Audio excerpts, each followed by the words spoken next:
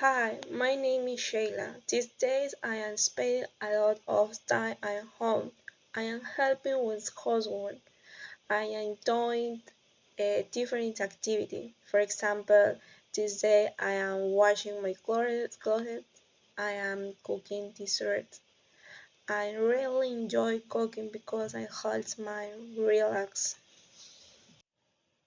These days, I am traveling my bus. I usually take a tour bus to go to university. Sometimes it is crowded, but it's the most practical way for me to have around. At university, I am studying lunch. This day, I am working on several projects and presentation, especially on my labor lunch course, where I preparing assignment and where I learning a lot about work street and legal responsibility.